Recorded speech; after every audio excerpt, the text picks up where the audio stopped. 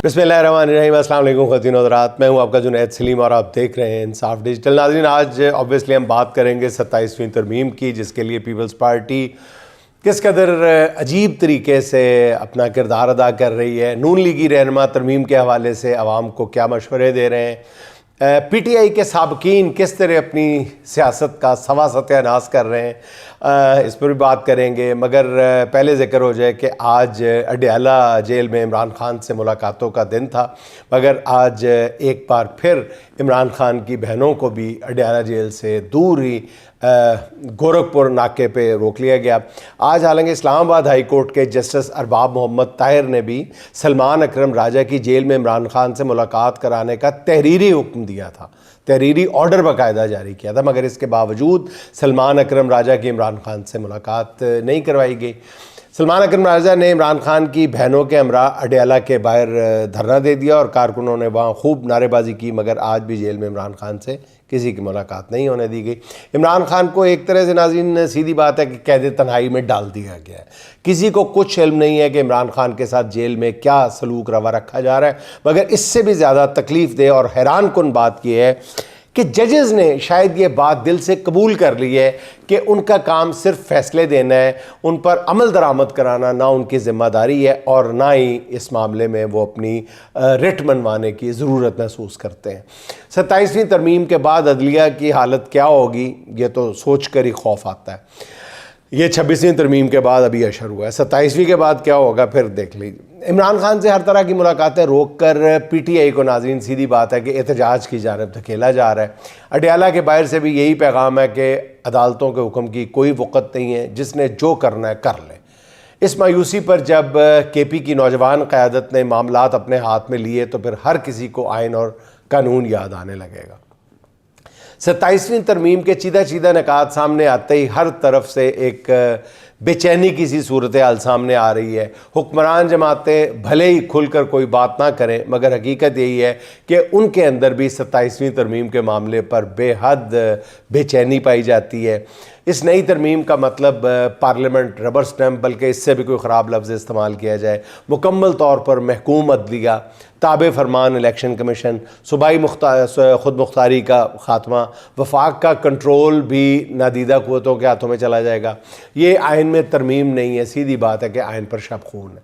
अफसोस ये है कि इस आमराना तरमीम की अलंबरदार वही जमात है जो कभी वोट को इज़्ज़त दो का नारा बुलंद करती थी और इस पर बहुत फ़ख्र महसूस किया करती थी। इस तरमीम की कोई एक शिक ऐसी नहीं है जो जमहूरियत के हक़ में हो। ये तरमीम जिनकी ख्वाहिश पर लाई जा रही है वो भी किसी से ढका छुपा नहीं है, मगर नून लीग को ना जमहूरियत की फ़िक्र है और ना ही अपनी सियासत की कोई परवाह दूर दूर तक नज़र नहीं आती। शरीफ ख़ानदान नाज़रीन सीधी बात है शायद ये फ़ैसला कर चुका है कि ये उनका आखिरी दौर इक़्तिदार है। नवाज शरीफ की डॉक्टर यास्मीन के हाथों शिकस्त के बाद शरीफ ख़ानदान का जमहूरियत और अवामी सियासत से ग़ालिबन एतबार ही उठ गया है।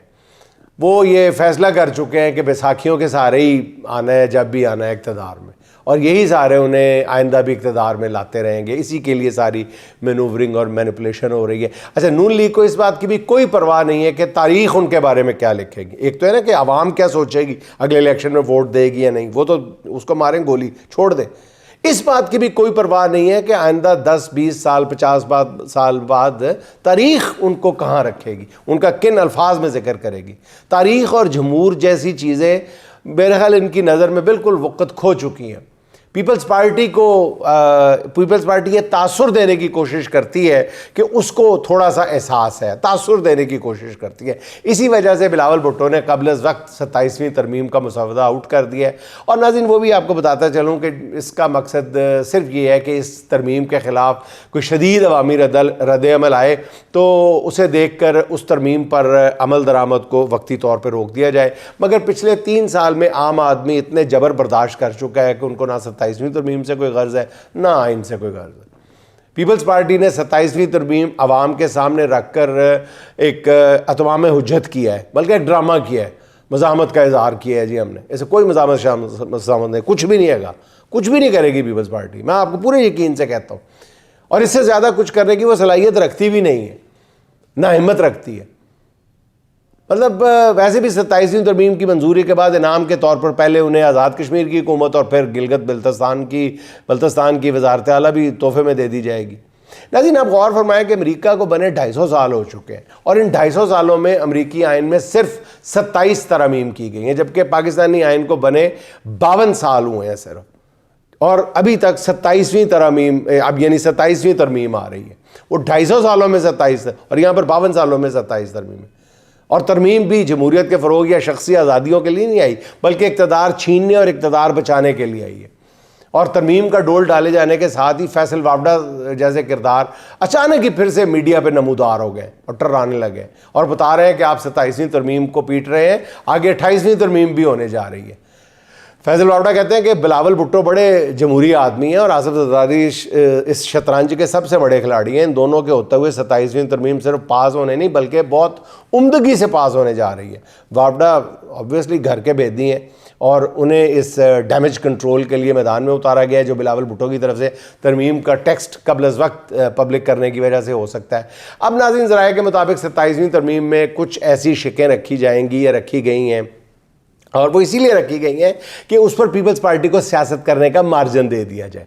इन चंद शिकों पर आने वाले दिनों में पीपल्स पार्टी क़यादत जो है वो बहुत वावेला मचाएगी कि ये हमारी रेड लाइन है, इन शिकों को किसी सूरत कबूल नहीं करेगी।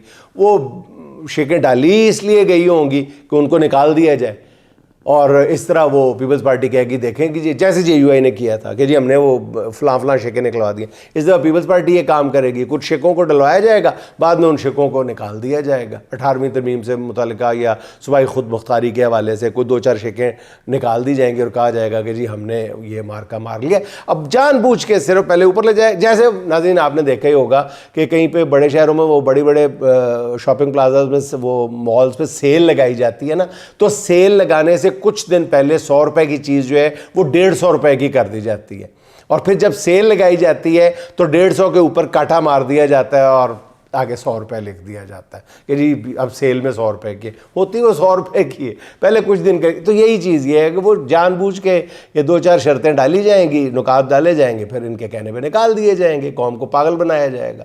कहानीकारों ने ये तमाम चीज़ें स्क्रिप्ट में पहले ही लिखी हुई हैं। दूसरी तरफ मुजवज़ा 27वीं तरमीम के बाद अदलिया मुकम्मल तौर पे टुथलेस या बेजान हो जाएगी। आइनी अदालत के क़याम के बाद ये सवाल सामने आएगा कि सुप्रीम कोर्ट की मौजूदा अदालत में आइनी अदालत लगेगी या पुराने वाली सुप्रीम कोर्ट। यही नहीं बल्कि कोर्ट रूम नंबर 1 में चीफ जस्टिस या अफरीदी मुकदमात सुनेंगे या आइनी अदालत के चीफ जस्टिस, कुछ नहीं कहा जाएगा। ये भी हो सकता है कि सुप्रीम कोर्ट के मौजूदा चीफ जस्टिस को इस्लामाबाद कचहरी में मुंतकिल कर दिया जाए, जहाँ वो दीगर जजेस के साथ अपनी अदालत लगा लें। मतलब क्या कहा जा सकता है, अभी तक कुछ पता ही नहीं है ना। जिस तरह सुप्रीम कोर्ट को बेख्तियार बनाया जा रहा है, इसके बाद उनके लिए बेहतरीन जगह तो फिर कचहरी लगती है। और मरूफ कोर्ट रिपोर्टर हसनात मलिक ने बिल्कुल दुरुस्त तबसरा किया है कि 27वीं तरमीम के बाद सुप्रीम कोर्ट के जजेस के बाद दुआ या बद्दुआ देने का इख्तियार ही रह जाएगा, और ये बुलंद मुकाम जो है आला अदलिया के जजेस ने अपनी पूरी कोशिश से हासिल की है। अच्छा नाज़रीन, वफाकी वज़ीर इत्तलात अता तारड़ साहब ने कहा है कि आइनी तरमीम के हवाले से क्या सराइयों से गुरेज़ किया जाए। ये बड़ा नाजुक मामला है, क्या सराइयों से गुरेज़ किया जाए। मेरा ख्याल है कि वज़ीर मौसूफ़ का कहना बिल्कुल ठीक है। उन्होंने बरवक्त की बात कही है कि आइनी तरमीम जैसे हसास मामले पर क्या सराइयाँ नहीं करनी चाहिए, मगर हुकूमत को ये समझ कब आएगी कि आइनी तरमीम जैसा आम मामला कौम को एतमाद में लिए बगैर किस तरह, किस ज़ाब्ते के तहत रूबा अमल है। कौम को अंधेरे में रख के तरमीम पास करने के मकासद क्या हैं।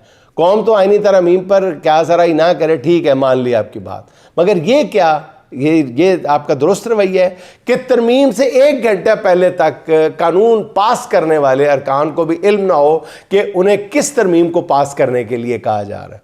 26वीं तरमीम की दफ़ा क्या हुआ था नाज़रीन, 27वीं में शायद उस वक्त तो फिर आधा घंटा पहले दिया गया था। 27वीं तरमीम के बारे में कहा जा रहा है 15 मिनट पहले दिया जाएगा मुसवदा।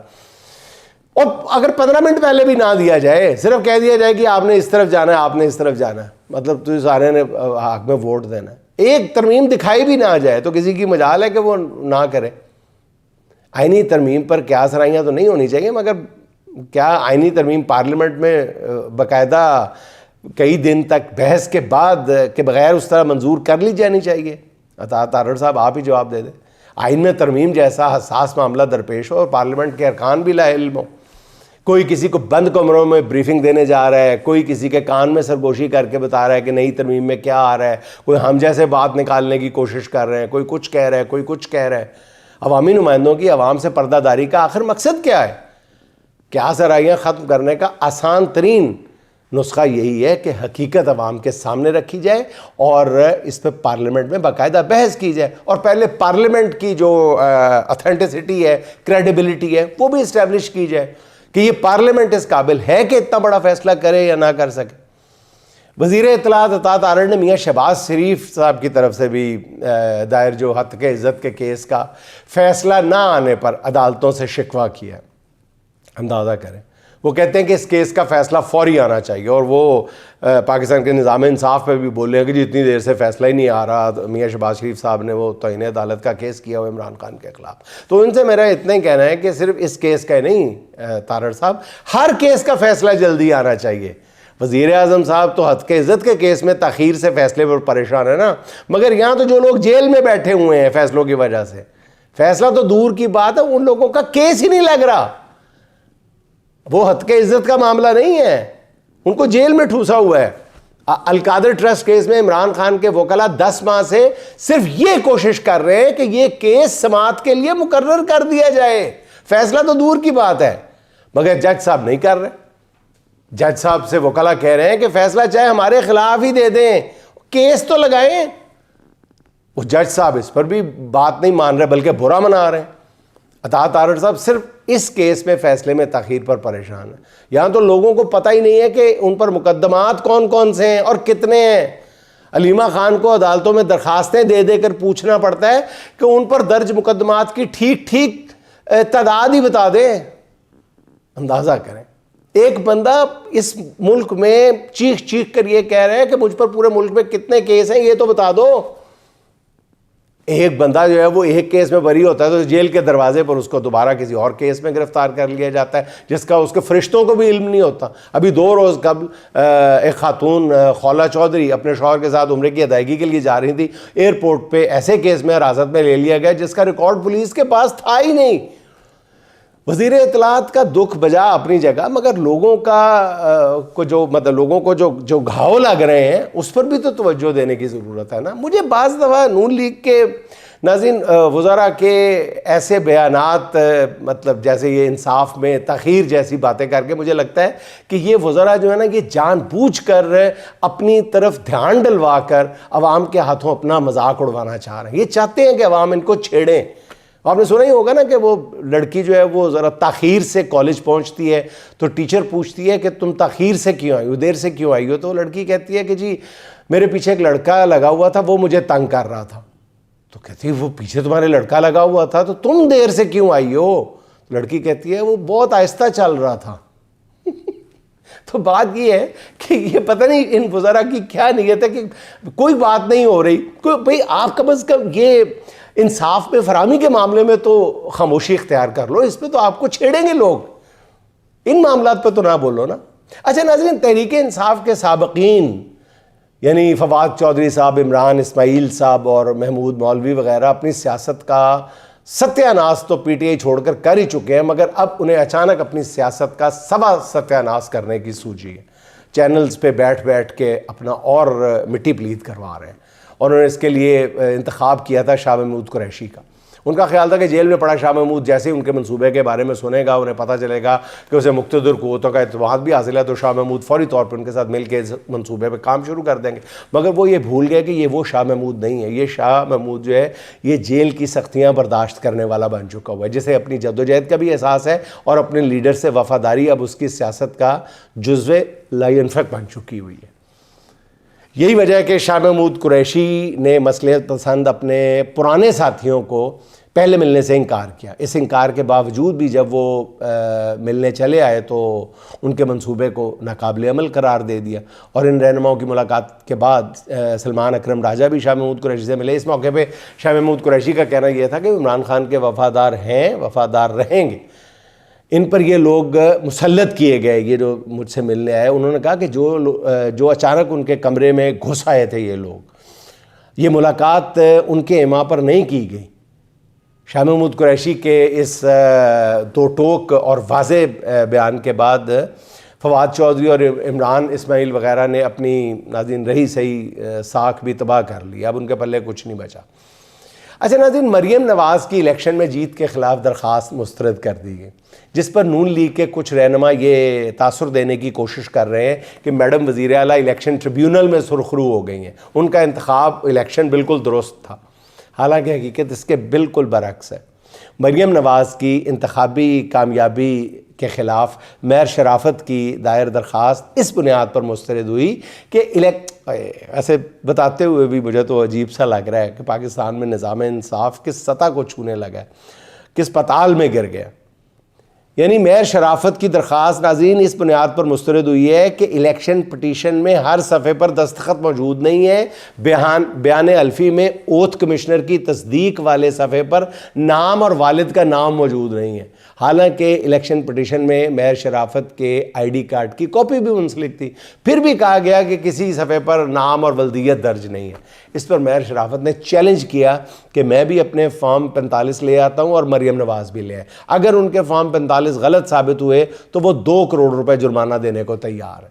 मरीम नवाज़ की जीत का जश्न मनाने वाले सिर्फ मेयर शराफत का ये चैलेंज कबूल कर लें और इनाम में मिलने वाले 2 करोड़ रुपए से अपने जश्न को मज़ीद शानदार बनाएं, अपनी सेलिब्रेशंस है रादर उनमें इजाफा करें। अगर ट्रिब्यूनल से इसी तरह के नाज़रीन फ़ैसले आने हैं तो इससे बेहतर है कि आइंदा पटिशन्स का हक़ ही ख़त्म कर दिया जाए और 27वीं आइनी तरमीम में ये शिक भी शामिल कर ली जाए कि जी कोई पटिशन नहीं, जिन्हों कहता हार गया वो हार गया बस। नाज़रीन आखिर में एतजाज़ हसन साहब का एक शेर सुन लें। कब तक अब चुप रहना होगा, कब तक अब चुप रहना होगा, सच तो एक दिन कहना होगा, सच तो एक दिन कहना होगा। प्यास समंदर ढूंढ रही है, प्यास समंदर ढूंढ रही है, दरिया दरिया बहना होगा, दरिया दरिया बहना होगा। नाज़रीन खुश रहें, खुश रखें। आपसे मुलाकात होगी इंशाअल्लाह अगले व्लॉग में। अल्लाह हाफ़िज़।